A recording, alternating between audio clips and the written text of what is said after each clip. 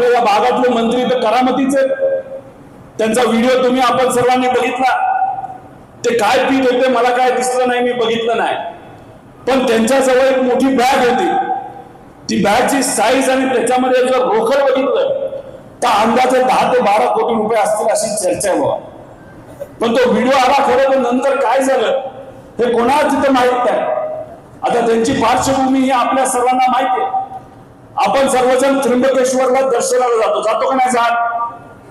पण इथं असणारे लोकप्रतिनिधी आणि जे मंत्री सुद्धा आहेत त्र्यंबकेश्वरला जाऊन जमीन घेतात असं आम्हाला कळतंय, आणि ती जमीन आता विकायला सुद्धा आलेली आहे. MIDC मध्ये इथं असणाऱ्या छोट्या व्यावसायिकाला तिथे MIDC ची जागा मिळत नाही, पण आरक्षित असणारी जागा MIDC ची मात्र काही नेत्यांच्या मुलांना तिथे दिली जात असेल तर हा सामान्य लोकांवर असणारा अन्याय आहे. आज इथं आम्ही मरतोय, लोकांच्या अडचणी सुटत नाही, तुम्ही बोंबलत सुटलाय. समाज कल्याण विभागाला पैसा नाही, अतिशय महत्वाचा विभाग आहे. SC समाजाच्या ज्या लोकांना खऱ्या अर्थाने न्याय जर दिला जात असेल तर त्या विभागाच्या अंतर्गत दिला जातो. तुम्ही टीव्ही समोर म्हणताय पैसा नाही, तुम्ही तिथं म्हणताय आम्हाला तिथं असणारे अर्थमंत्री पैसा तिथं देत नाही, पण दुसऱ्या बाजूला तुम्ही मीडिया समोर बोंबलत सुटलाय, पण दुसऱ्या बाजूला तुमच्याकडे एवढा पैसा आला की तुम्ही डायरेक्ट हॉटेलच विकत घ्यायला चाललाय. अरे काय चाललंय या सरकारमध्ये? आजच ते परिवहन मंत्री आहेत, कोण आहेत परिवहन मंत्री? 70 कुठून आले, त्यांना पद सुद्धा दिलं नाही. काय नाव? सरनाईक. काही दिवसांपूर्वी एक व्हिडिओ फेमस झाला होता, बघितला का? रॅपिडो मोटरसायकल. त्यांनी काय केलं की रॅपिडोला फोन केला आणि जशी रिक्षा असती टॅक्सी असती तशी मोटरसायकलची टॅक्सी असती, त्याला रॅपिडो नावाची एक कंपनी, फार मोठी, फार पैसा आहे त्या कंपनीकडे. त्यांनी भपकेबाजी केली. काय भपकेबाजी केली तर रॅपिडोची एक मोटरसायकल बुक केली जी महाराष्ट्रामध्ये अलाउड पण नाही असं तेच म्हणले होते, आणि मग मंत्रालयाजवळ ती मोटरसायकल आली तर ड्रायव्हर आला.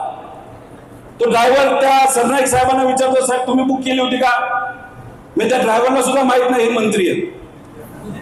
आणि मग ते म्हणले हो मी केले, तुला माहिती का मी कोण आहे? तो बिचारा गरीब माणूस काय म्हणला, नाही साहेब तुम्ही कोण आहे मला माहित नाही. अहो मी परिवहन मंत्री या राज्याचा, आणि आम्ही जर रॅपिडोला तिथं परवानगी दिली नसेल तो इथं तू धंदा कसा करतोय? तो म्हणला मला कशाला विचारताय, कंपनीला तुम्ही विचारा. असे मोठी भापकेबाजी केली, त्याच्या मोठ्या मोठ्या बातम्या लागल्या. आणि बघा 1-1.5 महिन्यानंतर आता कालच त्यांचा एक मोठा कार्यक्रम झाला मुंबईला, तर तिथं दहीहंडीची मोठी स्पर्धा ते घेतात. चांगली गोष्ट आहे, दहीहंडी घेतली पाहिजे, आम्ही सुद्धा घेतो.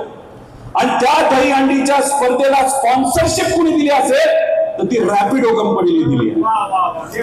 म्हणजे पदाचा वापर कशासाठी केला? इथं तुम्हाला माहित असेल का चिरीमिरी काम करणारे लोक असतात विरोधातली, तिथं खोटे गुन्हे करतात. मग आपला खोटा गुन्हा केला तर पोलीस स्टेशनला बोलवलं जातं, मांडवली होती का नाही होत? तसं या कंपनीची मांडवली झाली असं आमच्या सगळ्यांचं मत आहे. म्हणजे तुम्ही पदाचा वापर कशासाठी केला की तुमच्या एखाद्या इव्हेंटला 10 कोटीची स्पॉन्सरशिप मिळावी म्हणून त्या रॅपिडो कंपनीला तुम्ही धमकी दिली, आणि तुमच्या पदाचा गैरवापर करून तिथं तुम्ही तो पैसा व्यक्तिगत गोष्टीसाठी तिथं घेतला. हा आमचं म्हणणं आहे, आणि हे आमचं म्हणणं जे आहे त्याच्यावर जर सरकारमधल्या एखाद्या व्यक्तीला धाडस असेल तर आमच्या या प्रश्नाला उत्तर त्यांनी तिथं दिलं पाहिजे. तिथे ST कर्मचाऱ्यांना पगार वेळेवर मिळत नाही.